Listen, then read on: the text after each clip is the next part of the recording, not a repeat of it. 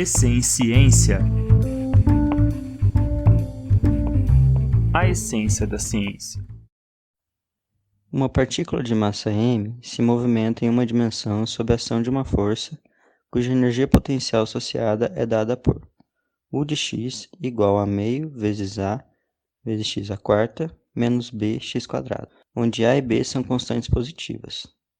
Um dos possíveis pontos de equilíbrio estável x0 do potencial de x e a correspondente frequência ômega de pequenas oscilações da partícula em torno desse ponto de equilíbrio são dadas por...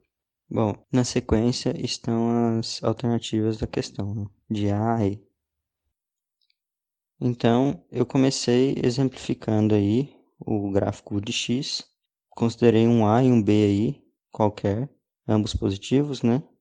Para a gente conseguir visualizar melhor como que é o perfil do potencial. E pelo gráfico a gente pode ver esses pontos em vermelho, né?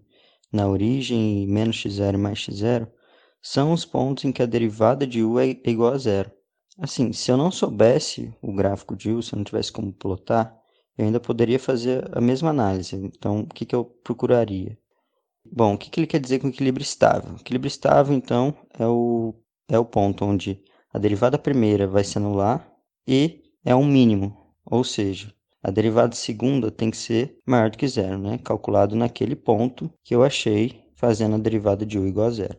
Bom, então se a gente considera a função u, que eu reescrevi aí, e eu faço a derivada, né? Encontro que a derivada é igual a 2ax ao cubo menos 2bx. Então, se eu faço isso igual a zero, eu vou encontrar essa equação, né? 2ax ao cubo menos 2bx igual a zero.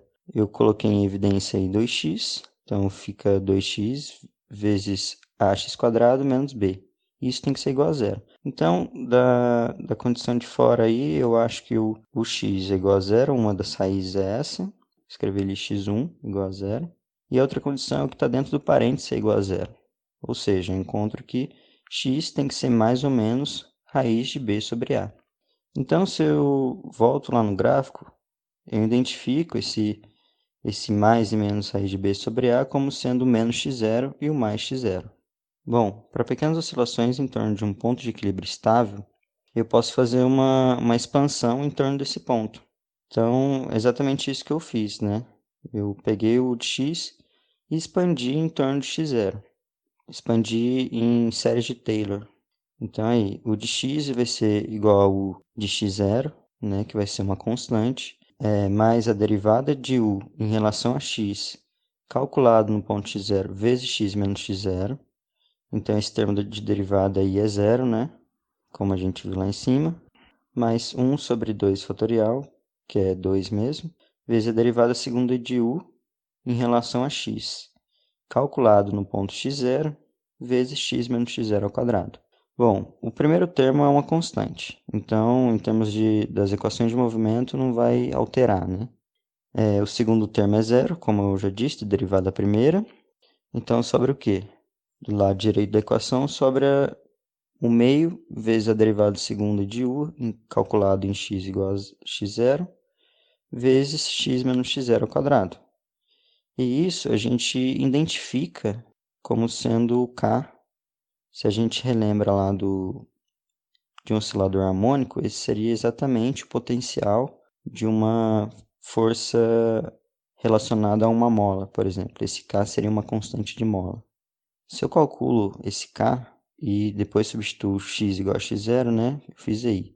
Então, eu já tinha derivado a primeira, então, se eu derivar novamente, eu vou encontrar aí 6 vezes a x² menos 2b. Se eu substituo o x0 igual a raiz de b sobre a, eu encontro isso aí, k igual a 4b. Então, a gente lembra lá de como fica uma equação de movimento quando eu considero pequenas oscilações. Então, no fim das contas, que eu não calculei aí, mas no fim das contas dá para a gente chegar que é uma equação de movimento de um oscilador harmônico simples, né? Então, a gente identifica o k sobre m como sendo o ômega quadrado, que é a frequência. Então, se eu isolo o ômega, eu encontro, né, e substituo k, eu encontro que ômega é igual a raiz de 4b sobre m. Se a gente olha nas alternativas, a alternativa correta é a A, né, que x0 é igual a raiz de b sobre a, e tem uma frequência ômega de raiz de 4b sobre m.